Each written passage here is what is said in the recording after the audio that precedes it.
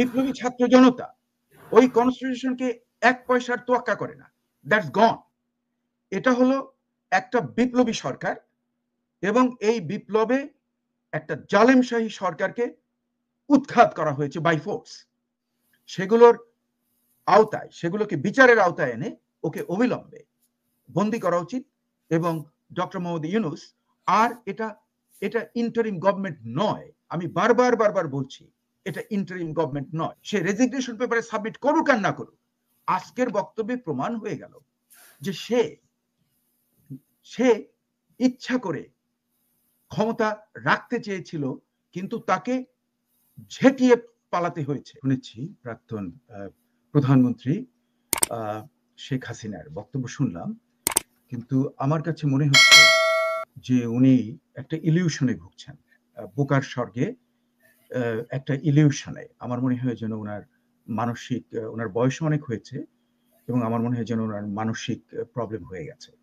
কারণ উনি যে রেজিগনেশন করেছেন সেটা শুধু একজন বলেননি, অনেকে বলেছেন।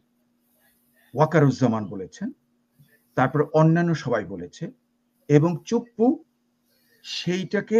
সেই রেজিগনেশনের ভিত্তি করে শাহাবুদ্দিন চুপ্পু, যেটা মানে উপদেষ্টা মণ্ডলী এবং উপদেষ্টাদের প্রধানকে নিয়োগ দিয়েছেন, এটা শাহাবুদ্দিন চুপ্পু। তাহলে শাহাবুদ্দিন চুপ্পু কি জানতো না যে উনি রেজিগনেশন দেননি? এগুলো তো একদম অ্যাবসলিউটলি ফালতু। তবে আমি বলবো যে উনি রেজিগনেশন দিয়েছেন কি না দিয়েছেন, ইট ডাজন্ট ম্যাটার। উনি পালিয়ে গেছেন বাংলাদেশ থেকে একটা ভীরু কাপুরুষের মতো।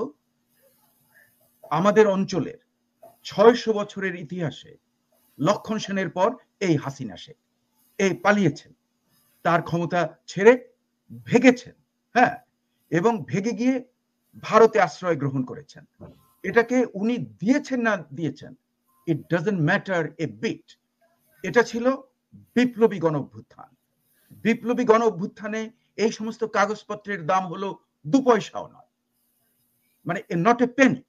কাজে এই বিপ্লবী গণ অভ্যুত্থানে হয় কি, যে জালেমশাহী সরকারের পতন ঘটে by force. That what happened, number 1। এবং তারপরে যে নতুন সরকার গঠন হয়েছে, এটাকে বলে ডক্ট্রিন অফ নেসেসিটি। সেই ভিত্তিতে এই নতুন সরকার এসেছে। আমি কিন্তু বারবার আপনাদের অনুষ্ঠানে এবং অন্যান্য অনুষ্ঠানে একই কথা বলেছি যে this is not a constitutional government, কারণ ওই কনস্টিটিউশনকে তো আমরা ছুঁড়ে ফেলে দিয়েছি। বিপ্লবী ছাত্র জনতা ওই কনস্টিটিউশনকে এক পয়সার তোয়াক্কা করে না, দ্যাটস গন। এটা হলো একটা বিপ্লবী সরকার এবং এই বিপ্লবে একটা জালেমশাহী সরকারকে উৎখাত করা হয়েছে বাই ফোর্স। বাই ফোর্স সে ভেগেছে। সে নিজে আরো হত্যাকাণ্ড চালাবার জন্য তার যে সম্মেলন করেছিল 5 তারিখের আগে, সেখানে সে পুলিশ চিফকে প্রশংসা করেছিল, যেহেতু সে প্রচুর গুলি করছে, আর আর্মি এবং অন্যান্যদেরকে সে থেকে শিক্ষা নেওয়ার কথা বলছিল। আর পরবর্তী পর্যায়ে অ্যাজ এ ফলো আপ আমরা জয়ের বক্তব্য শুনেছি যে উনি এও বলছেন যে তোমাদেরকে আমরা অ্যাপয়েন্টমেন্ট দিলাম, হ্যাঁ, তারপরে কেন তোমরা একটা আরো কঠোর হতে পারলা না। কাজে it is a sequence of events, we know that. কাজে তার এই যে ফালতু কথার এক পয়সা মূল্য নেই। এখন আমি বলবো যে ডক্টর মোহাম্মদ ইউনূস, অবিলম্বে আপনি এই সমস্ত ষড়যন্ত্র যে হচ্ছে ওই ভারতের ওখান থেকে, এই হাসিনা যেগুলো ষড়যন্ত্র করছে, সেই ষড়যন্ত্রের সত্যিকার উত্তর হবে এবং তার জন্য প্রিকশনারি মেজার হবে যে আপনি যেহেতু বিপ্লবী সরকারের প্রধান, আপনি ক্ষমতায় এসেছেন ডক্ট্রিন অফ নেসেসিটির মাধ্যমে, কাজে you have the whole control.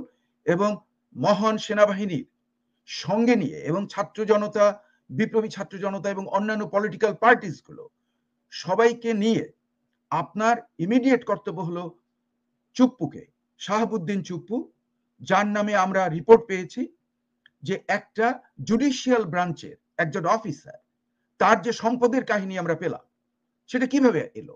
এটা তো অসম্ভব। এটা প্রমাণ করা যে, আমি বলবো যে দুদকের মেরুদণ্ড সোজা করতে হবে এবং দুদকের মেরুদণ্ডের জন্য দুদকে চালাতে হবে শুদ্ধি অভিযান। ওখানে ভালো ভালো লোক ঢুকাতে হবে এবং ওরাই কিন্তু এই চুপ্পুর বিচার করে ওকে বন্দি করা হবে। এবং ডক্টর মোহাম্মদ ইউনূস আপনি অবিলম্বে, আপনি বিপ্লবী সরকারের প্রধান। এটাই সবচেয়ে দুঃখজনক মনে হচ্ছে যে ব্যাপারটা হয়তো ঘটবে। আমার ধারণা যে এই মাসের ভেতরেই চুপ্পু হ্যাজ টু গো এবং ডক্টর মোহাম্মদ ইউনূস, মাননীয় doctor Mohammad Yunus will take power as he will not take power because it's a public mandate. Because of the revolution, he will be the new president of our republic. যেটা আমার মনে হবে, কিন্তু এটা slow না করে আমার মনে অবিলম্বে করে ফেলা উচিত। যে ওকে বিভিন্ন যে একটা জুডিশিয়াল ব্রাঞ্চের একজন অফিসার, আমরা বেতন জানি, ওই সমস্ত বেতনকে আপনি যদি যোগ করেন তার সারা জীবনের উপার্জন, এবং সে মার্জিনাল মধ্যবিত্ত পরিবার থেকে আসছেন, কত আর তার ইনকাম থাকতে পারে সেখান থেকে, সেই টোটাল ক্যালকুলেশন করে ওর যে বর্তমানে সম্পদ যেটা আছে মালয়েশিয়াতে, দুবাইয়ে, আবুধাবিতে, সেগুলোর আওতায়, সেগুলোকে বিচারের আওতায় এনে ওকে অবিলম্বে বন্দি করা উচিত। এবং ডক্টর মোহাম্মদ ইউনূস, আর এটা ইন্টারিম গভর্নমেন্ট নয়, আমি বারবার বলছি এটা ইন্টারিম গভর্নমেন্ট নয়। কারণ আপনি যেই বলেন ইন্টারিম গভর্নমেন্ট, তখনই কিন্তু you are becoming vulnerable to the so called constitution. আমি কেন সো কল্ড বলছি, যে এই কনস্টিটিউশনকে 17 বার সার্জারি করা হয়েছে, 17 টাইমস। এর অরিজিনাল কনস্টিটিউশন থেকে এর কোনো অরিজিনাল চেহারার সঙ্গে কোনো মিল নেই। কাজে এই যে একটা ভাওতাবাজির কনস্টিটিউশন, এবং যারা এটাকে করেছে 17 বার যে এটার কাটাছেড়া করেছে আমরা জানি। মানে শেষের দিকের কতগুলো কাটাছেড়া যে পার্লামেন্ট গুলো করেছে, সেই পার্লামেন্ট গুলো হলো ভুয়া নির্বাচনে আসছে, এটা আমরা সবাই জানি। এবং ওই ভুয়া নির্বাচনে যারা করেছে ওগুলোকেও কেন বিচারের আওতায় আনা হচ্ছে না? রকিবউদ্দিন, তারপরে একেএম নুরুল হুদা, তারপরে ইসের যে লাস্টের যে বেটা, হ্যাঁ কি নাম ওর, ভুলে গেছি আমি, মানে অল্প কয়েকদিন ধরে সে ক্ষমতায় ছিল, এদেরকে, হাবিবুল আওয়াল, এদেরকেও বিচারের আওতায় আনা উচিত। যাই হোক, সবচেয়ে গুরুত্বপূর্ণ হলো যে এই শেখ হাসিনার এই কনস্পিরেসি, এই ষড়যন্ত্রকে দাঁত ভাঙা জবাব দেওয়ার জন্য প্রথমেই বিপ্লবী সরকারকে ক্লিয়ার কাট ঘোষণা করা উচিত, আমরা এই বিপ্লবী সরকার, আমরা ওই সে নেই, আমরা ইন্টারিম গভর্নমেন্ট নই। ইন্টারিম শব্দটা আমরা জানি, ইন্টারিম শব্দটার কিন্তু অর্থ খুব ভালো নয়। মানে interim government is not suppose to do a lot of reforms. Interim government just চালিয়ে যাওয়া, কিন্তু এটা তো ইন্টারিম গভর্নমেন্ট নয়। এটা তো একটা অক্সফোর্ড ডিকশনারির ডেফিনেশনে আছে হোয়াট ইজ কল্ড রেভলিউশন। রেভলিউশনে হতে হবে বাই ফোর্স ওভারথ্রো। এবং হাসিনার টেপ যেটা আমি শুনলাম, সেটাকে ফলো করে আমি বলবো এটাই প্রমাণ যে হাসিনাকে জোর করে উৎখাত করা হয়েছে। সে নিজে চায়নি, সে নিজে ক্ষমতায় থাকতে চেয়েছে।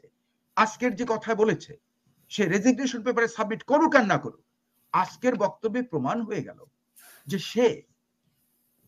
সে ইচ্ছা করে ক্ষমতা রাখতে চেয়েছিল, কিন্তু তাকে ঝেঁটিয়ে পালাতে হয়েছে, পলায়ন করতে বাধ্য করা হয়েছে by force. That is first part of the definition of a revolution. Second part of the definition of a revolution, according to the Oxford Dictionary, is a new system, not the old system. এই যে new system যেটা করার জন্য 6টা যে মানে যে commission করা হয়েছে, 6 কমিশনস এর মধ্যে বিভিন্ন ভাবে মানে রাতারাতি করা হবে, প্রমাণ করা, মানে নতুন করে নতুন সংস্কার এবং বিপ্লবী সংস্কারের সবকিছু করা হচ্ছে। কাজে আমি মনে করি, আমরা শুনবো আপনার কথা, আবারও শেষ করবেন প্লিজ।